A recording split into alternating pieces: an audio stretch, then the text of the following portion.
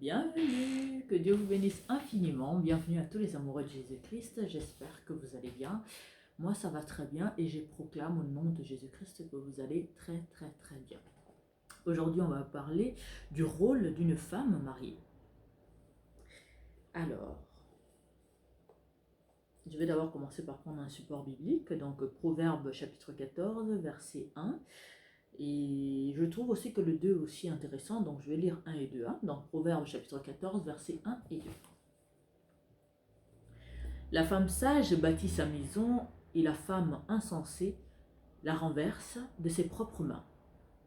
Celui qui marche dans la droiture craint l'Éternel, mais celui qui prend des voies tortueuses le méprise. Donc le 1 me dit, la femme sage bâtit sa maison et la femme insensée la renverse de ses propres mains. Pourquoi on dit la femme sage bâtit sa maison? Pourquoi on ne parle pas de l'homme sage qui bâtit sa maison? Ça ne veut pas dire que l'homme n'a pas la responsabilité de travailler de façon à bâtir sa maison, mais Dieu nous fait l'honneur là de dire femme, je crois en toi, je t'aime et je te donne des responsabilités. Tu es capable de mieux, tu es capable de l'excellence. C'est pour ça que je laisse entre tes mains la construction de ton foyer. Parce qu'un architecte, il fait des dessins. Il va dessiner la maison, il va l'imaginer. Mais vous avez ceux qui vont bâtir la maison, qui vont donner vie. L'architecte, on va dire, il le pense, il rêve de cette maison-là. Et le bâtisseur donne vie à ce projet. Le bâtisseur va commencer par les fondations, les rendre bien solides, afin que la maison qui va sortir ou l'immeuble qui sortira de ces fondations puisse non seulement résister dans le temps, mais puisse abriter du monde, puisse permettre qu'il y ait des foyers dans ces maisons, qu'il y ait des personnes qui fassent vivre cette maison. Une femme sage bâtit sa maison. Une femme mariée bâtit sa maison. Elle a la responsabilité de faire en sorte que sa maison puisse être bâtie. Bâtir sa maison, à l'intérieur on entend spirituellement, enseigner la parole aux enfants, partager la parole avec son mari, et soi-même cultiver sa communion personnelle avec le Seigneur en s'instruisant à travers la parole, à travers les louanges, à travers les prières, à travers le Saint-Esprit. Parce que pour que tu puisses prendre soin des autres, il faut que toi-même aussi que tu puisses être prêt, tu puisses être en mesure de le faire. Donc d'où l'importance de prendre soin de toi pour être capable de prendre soin de ta maison des autres. Une femme sage, c'est une femme qui sait comment parler à son mari. Une femme sage, elle sait comment parler avec ses enfants. Une femme sage, surtout la vraie femme sage qui est sûre de bâtir sa maison sur de bonnes bases solides, c'est une femme qui est dans la prière. C'est une femme qui cultive une communion, mais vraiment sa vie personnelle avec le Seigneur est très importante. Elle ne le néglige pas. Parce que si tu n'es pas forte spirituellement, vous savez, les enfants qu'on met au monde, chacun a son comportement, chacun a sa façon d'être. Tu vas lui donner telle éducation, lui il va choisir de faire ceci. La rue va l'éduquer, l'école va l'éduquer, la société va l'éduquer. Et toi là-dedans, tu dois te battre, l'inculquer les bonnes valeurs. Il faut avoir le cœur solide, il faut être enraciné pour pouvoir gérer tout ça. Mais une femme qui ne bâtit pas sa maison avec Dieu, cette maison-là qu'elle est en train de bâtir, c'est en vain. Ça ne sert à rien. Parce que si tu n'as pas le Seigneur avec toi, rien de ce que tu feras, rien de ce que tu vas mettre en place comme projet n'ira de l'avant. Femme, sois sage et bâtis ta maison. C'est l'honneur, c'est vraiment une grande honneur que Dieu nous fait de dire que la responsabilité de bâtir la maison, je laisse entre tes mains. Mais ça ne veut pas dire que les maris doivent s'asseoir et dire « Ah, l'apôtre Harmonie a dit que c'est la responsabilité de la femme, je m'en lave les mains. » Absolument pas. On construit un foyer ensemble. Mais il est de la responsabilité de la femme de veiller à ce que jamais un loup ne puisse entrer dans son enclos et détruire le poulailler. Jamais. Ça passe par la prière. Et pas que. Toi, en tant que femme, comment tu dois être, ton rôle auprès de ton mari? Parce que là, j'ai parlé un peu en général. Ton rôle auprès de ton mari. Tu dois être une femme qui sait comment prendre soin de son mari. Physiquement, moralement, spirituellement, sexuellement, alimentairement parlant.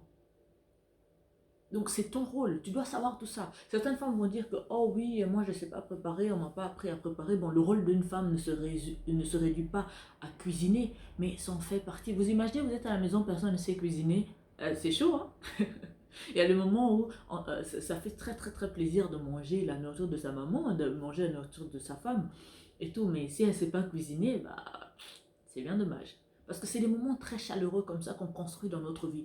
Ça a l'air banal de savoir cuisiner pour les gens qu'on aime, mais c'est des moments très qui soudent une famille, qui soudent un foyer, qui soudent les uns, les uns envers les autres. Et toi, femme, organise souvent des activités à la maison avec ton mari, par exemple, vous cuisinez ensemble, vous faites des activités ensemble, des activités avec les enfants. C'est très très important parce que ça contribue aussi à bâtir la maison parce qu'on ne bâtit pas la maison seulement avec les prières, on le bâtit avec l'amour, on le bâtit avec l'affection, on le bâtit avec des activités qu'on peut faire dans la maison, on le bâtit avec beaucoup beaucoup beaucoup de choses.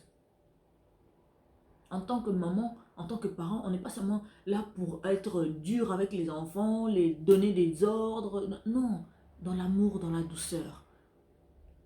Sortir avec les enfants, se balader avec, faire du shopping ensemble, prendre des temps, des moments ensemble. Parce que tout ça, ça contribue dans le bâtissement du foyer. Parce que le foyer, c'est qui? C'est pas un bâtiment, hein, c'est pas la maison. Hein. Le foyer, c'est les gens qui vivent là-dedans. Papa, maman, les enfants. Femme sage. Et en plus, je vais parler de la soumission concernant la femme. Parce qu'aujourd'hui, la femme est tellement à fond en mode je suis féministe, féministe, féministe. Les droits des femmes, je suis pour qu'elles soient respectées. Mais quand on commence à se comporter comme un homme vis-à-vis de son mari, ça ne va plus. La parole de Dieu me dit que je dois être soumise à mon mari.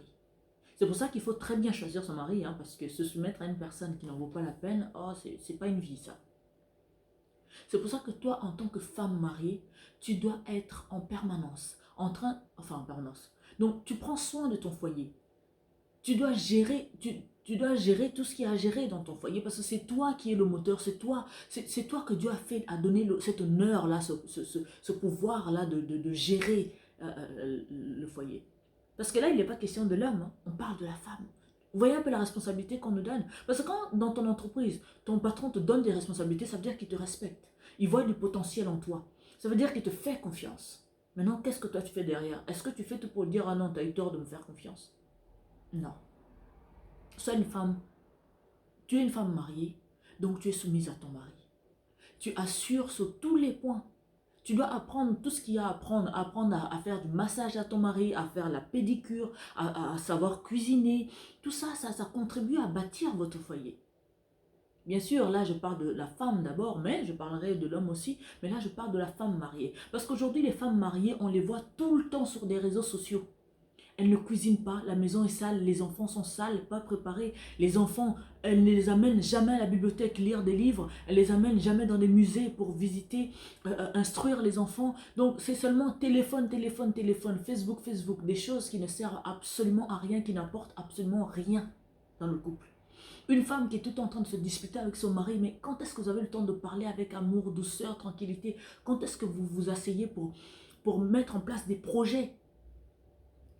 Parce qu'une femme qui fait que dépenser de l'argent du foyer, ah non, vous allez vous ruiner. Vous devez avoir une femme dans son foyer doit apporter un plus aussi. Bien sûr, le mari apporte aussi sa part, mais la femme doit aussi apporter un plus. Des projets d'avenir, des projets, je sais pas moi, enfin, vous avez des femmes mariées qui reprennent leurs études pour s'améliorer davantage dans leur travail, parce que vous savez un foyer qui n'a pas d'argent, hein, que même si vous priez, vous priez, vous priez, à un moment donné, c'est frustrant, ça va créer des disputes, ça va créer des frictions et ça ne sert absolument à rien. Toi en tant que femme mariée, tu dois veiller à te préparer avant de te marier. Quand tu entres dans le mariage, sois un plus pour ton mari, apporte des choses nouvelles dans la vie de ton mari, des choses nouvelles dans la vie de tes enfants, sois l'éducatrice, l'instructrice, la donneuse d'amour, d'affection, des bonnes valeurs. Parce que tout ça, ça va te servir plus tard. Tu vas être la femme glorifiée et Dieu va t'honorer parce que tu honores ton rôle. Que Dieu vous bénisse infiniment. C'était l'apôtre Harmonie. Vous nous retrouverez sur Centre de Gloire Emmanuel en allant sur YouTube, sur Facebook, apôtre Olivier Kamboula officiel et toujours sur Facebook, apôtre Harmonie. C'était, pour aujourd'hui, c'était le rôle de la femme mariée. En tout cas, je vous laisse méditer là-dessus. Soyez bénis infiniment pour tous ceux qui honoreront la parole de Dieu en ce qui concerne la femme mariée. Soyez bénis infiniment. À bientôt.